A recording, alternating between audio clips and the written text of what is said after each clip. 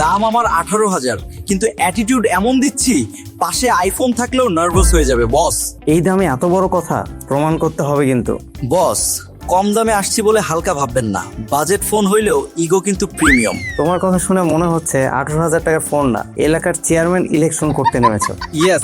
ঠিক আছে, বলো দেখি কি কি আছে তোমার।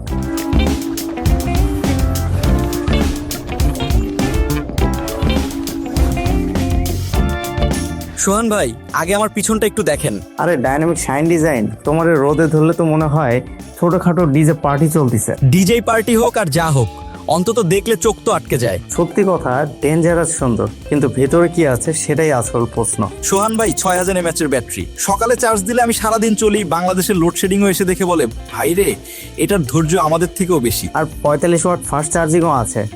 সত্যি বলতে এটা কিন্তু অনেক বড় কথা এই দামে। আর 10 ওয়াট রিভার্স চার্জিং, অন্যের ফোনও চার্জ দিতে পারবো। মানে তুমি নিজেও চার্জ নাও আবার অন্যকেও চার্জ দাও, এই গুণ তো মানুষের মধ্যে অনেক কম। আর বিদ্যুৎ বিলও তোমাকে দেখে একটু চিন্তাই পড়ে যায়। 6.78 ইঞ্চি 120 হার্টজ ডিসপ্লে, স্ক্রোলিং এত স্মুথ মনে হবে টিকটক নিজেই স্লাইড হইতেছে। মানে ক্র্যাশ রিপ্লে না দিলেও স্ক্রলিং একদমই স্মুথ থাকে। ওটা আলাদা সমস্যা সোহান ভাই, সেটা আমি সমাধান করতে পারবো না। অনেস্ট ফোন পাইছি অন্তত। ভেতরে Helio G100 ultimate, gaming multitasking চাপ দিলেই চলবো বস। এ কথা তো সবাই বলে, তবে পাবজি খুললে হাঁপাইতে শুরু করবে না তো?